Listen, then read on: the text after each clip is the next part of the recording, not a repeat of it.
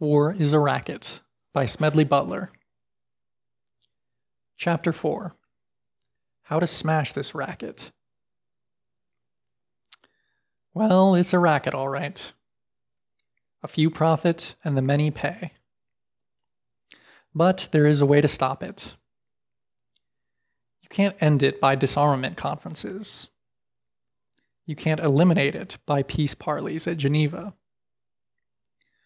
Well-meaning but impractical groups can't wipe it out by resolutions.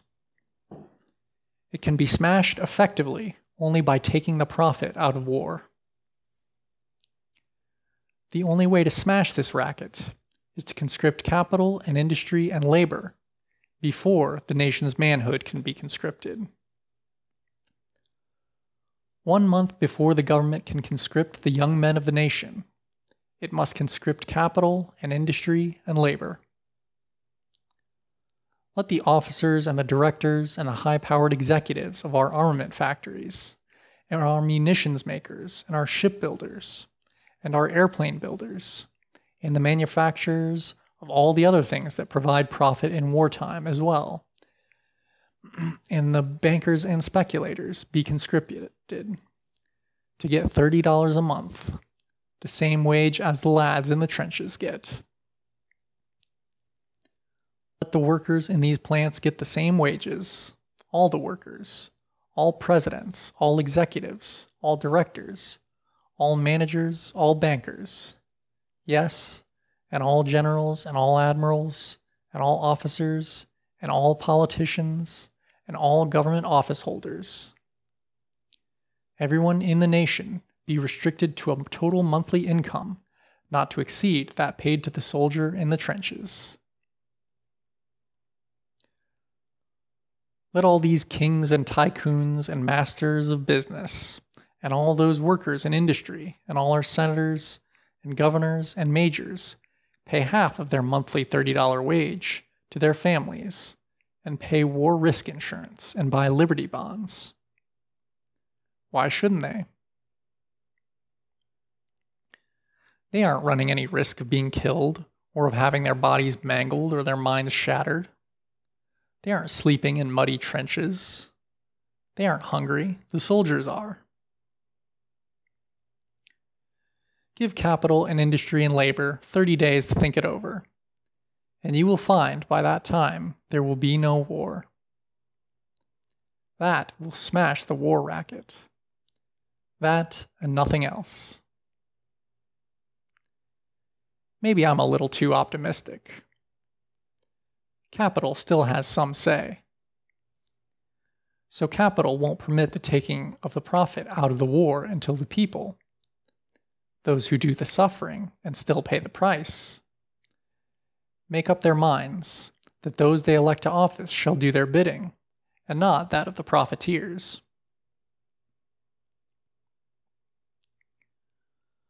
Another step necessary in this fight to smash the war racket is the limited plebiscite to determine whether a war should be declared. A plebiscite not of all the voters, but merely of those who would be called upon to do the fighting and dying. There wouldn't be very much sense in having a 76-year-old president of a munitions factory, or the flat-footed head of an international banking firm, or the cross-eyed manager of a uniform manufacturing plant, all of whom see visions of tremendous profits in the event of war, voting on whether the nation should go to war or not. They never would be called upon to shoulder arms, to sleep in a trench, and to be shot. Only those who would be called upon to risk their lives for their country should have the privilege of voting to determine whether the nation should go to war. There is ample precedent for restricting the voting to those affected. Many of our states have restrictions on those permitted to vote. In most, it is necessary to be able to read and write before you may vote. In some, you must own property. It would be a simple matter each year for the men coming of military age to register in their communities as they did in the draft during the World War and be examined physically. Those who could pass, and who would therefore be called upon to bear arms in the event of war, would be eligible to vote in a limited plebiscite. They should be the ones to have the power to decide, and not a Congress, few of whose members are within the age limit, and fewer still of whom are in physical condition to bear arms. Only those who must suffer should have the right to vote. A third step in this business of smashing the war racket is to make certain that our military forces are truly forces for defense only. At each session of Congress, the question of further naval appropriations comes up. The swivel chair admirals of Washington, and there are always a lot of them, are very adroit lobbyists, and they're smart.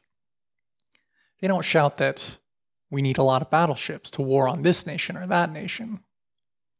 Oh no. First of all, they let it be known that America is menaced by a great naval power. Almost any day, these admirals will tell you, the great fleet of this supposed enemy will strike suddenly and annihilate 125 million people just like that. Then they begin to cry for a larger navy. For what? To fight the enemy? Oh my, no. Oh no. For defense purposes only. Then, incidentally, they announce maneuvers in the Pacific. For defense. The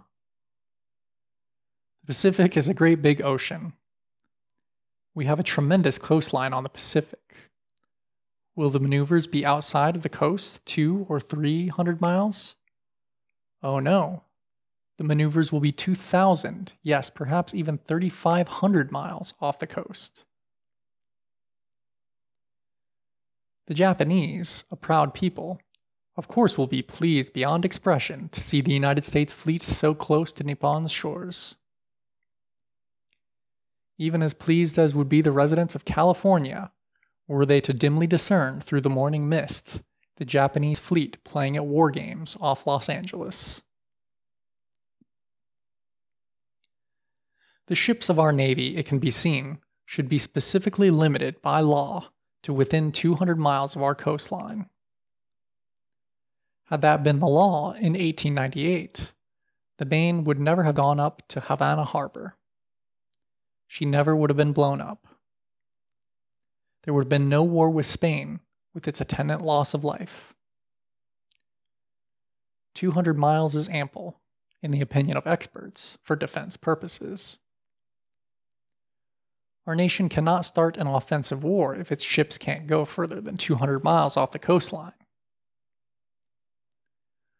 Planes might be permitted to go as far as 500 miles from the coast for purposes of reconnaissance. And the Army should never leave the territorial limits of our nation. To summarize, 3 steps must be taken to smash the war racket. 1. We must take the profit out of war. 2. We must permit the youth of the land who would bear arms to decide whether or not there should be war. 3. We must limit our military forces to home defense purposes. End of chapter 4.